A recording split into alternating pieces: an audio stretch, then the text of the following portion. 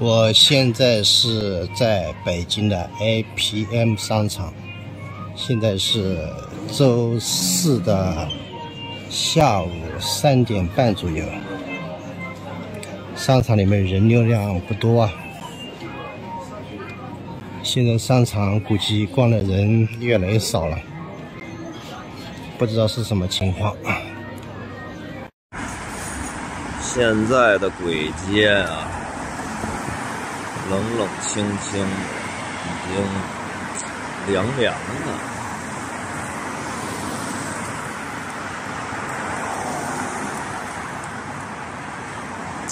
不大这都沒人排隊。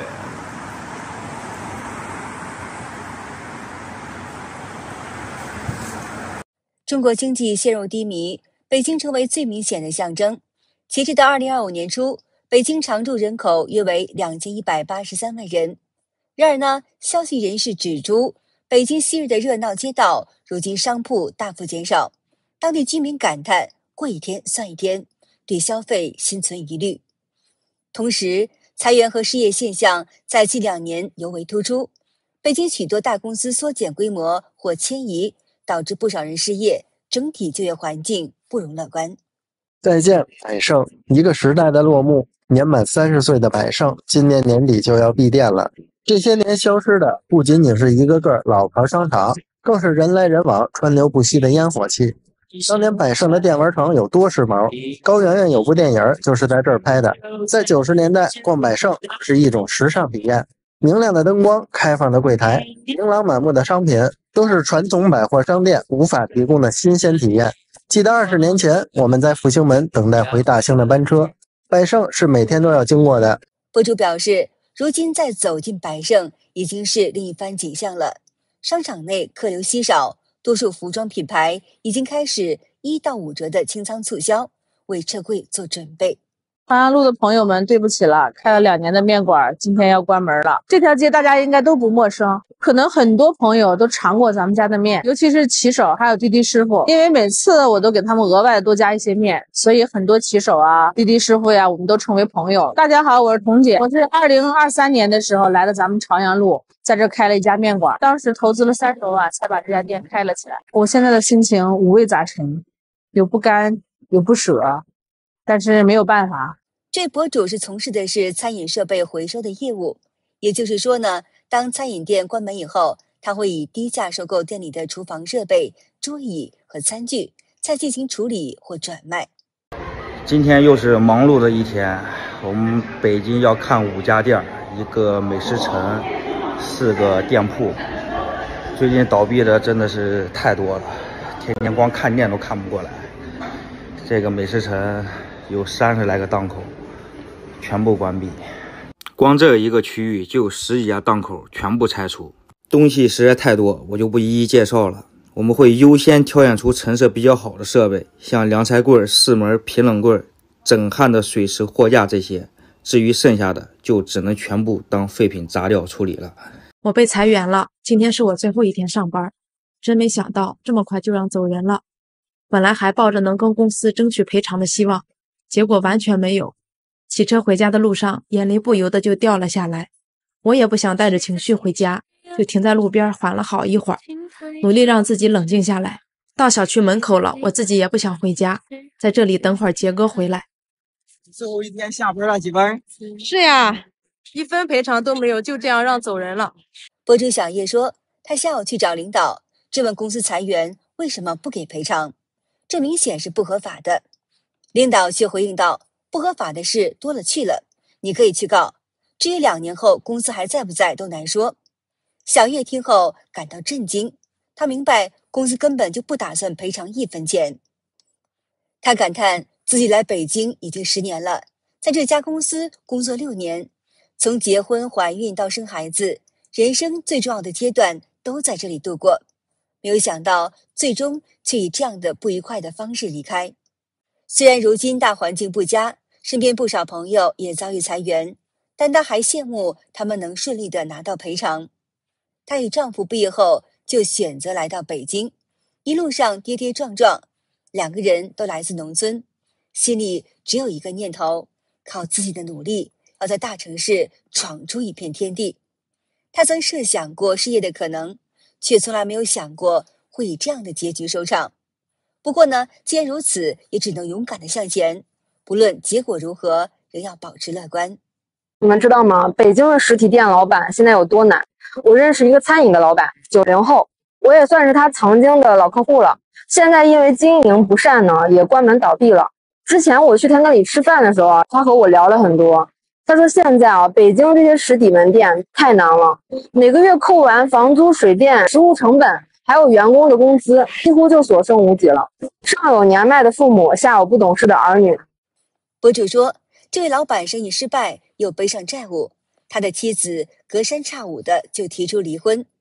博主感慨，很多人一旦陷入債務，婚姻幾乎都會破裂，幾乎沒有例外。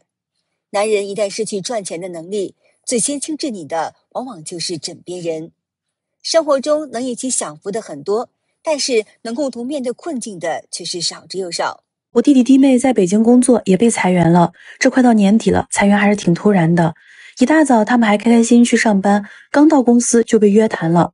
剛開始人事還勸他們主動離職，最後爭取下來賠償也只有 N， 而且只算底薪，很少。上午聊完，下午就要辦離職手續。離開公司的時候，整個人都是懵的。弟弟弟妹都在互聯網行業從事銷售運營崗位，平時的績效很好，但受大環境的影響，整個業務線都要被砍掉。公司經歷過3輪裁員，幾乎每2個月都要裁一輪，他們堅持到現在也是非常不容易。不得不說，現在大環境真的太差了。博主西西說，他5月底被裁員，到現在也沒有找到合適的工作。如今弟弟弟妹有双双失業了，媽媽已經56歲了，為了減輕他們的負擔，還在一家餐館打工。知道情況後，很擔心弟弟。他們家都是樸實的西北農村人，唯一的出路就是靠自己努力奮鬥。爸爸去世的早，媽媽一個人把他們姐弟拉扯大，不容易。所以西西從小就很懂事，拼命的讀書，想讓家人過得更好。大學畢業以後，他就開始養家，供弟弟讀書，給媽媽生活費。好在弟弟也爭氣，畢業後努力工作，現在月入過萬。但今年就快過年了，他和弟妹又雙雙下崗。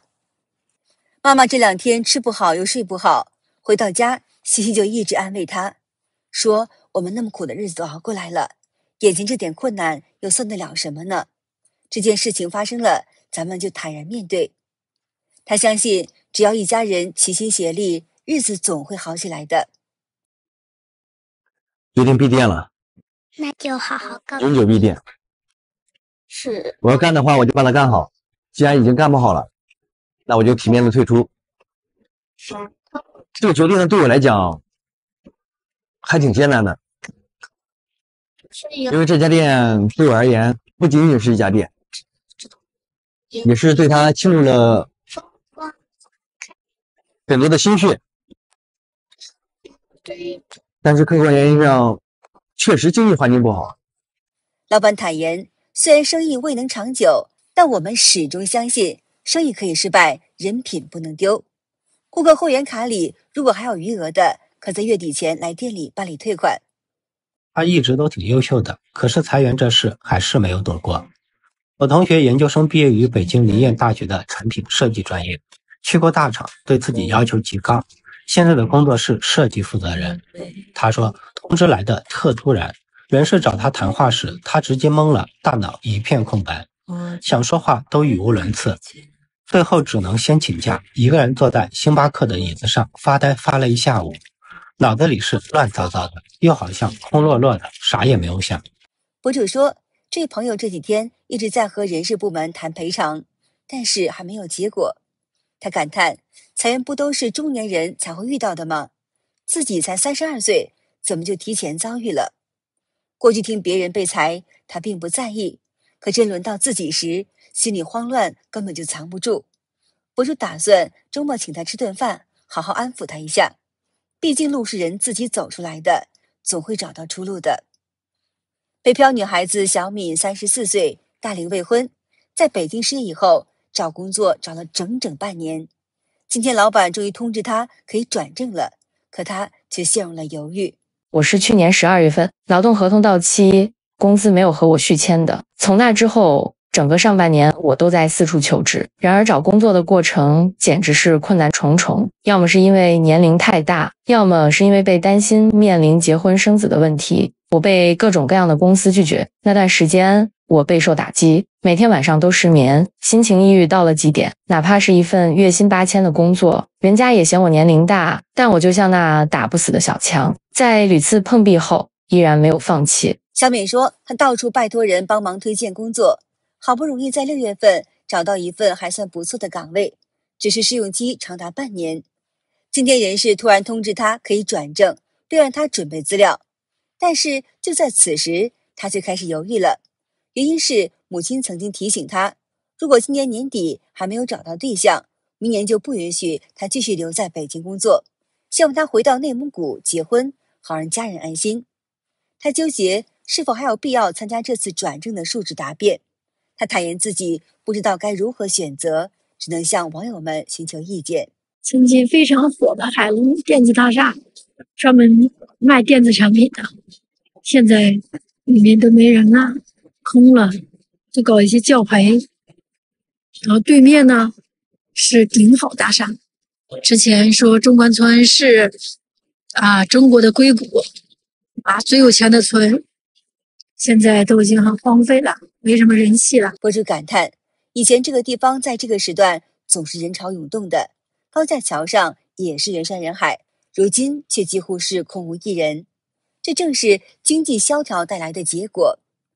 許多寫字樓空置，無人承租，昔日的繁華景象已經是不復存在。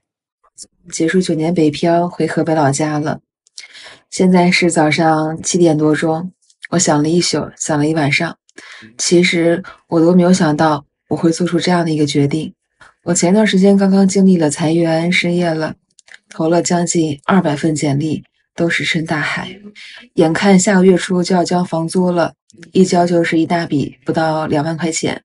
這些事兒就像石頭一樣壓在我的心裡面，喘不過來氣兒。其實失業以來我都挺焦慮的，然後睡眠質量也很差，家裡地板上都是我成把掉頭髮。博主洋洋說，在北京這些年裡，他大概搬過7、8次家，經歷4次裁員。北京的工作與生活節奏讓他壓力很大，每天有加不完的班，擠不完的地鐵，吃不完的外賣，交不完的房租，熬不完的夜，讓他感到身心疲憊。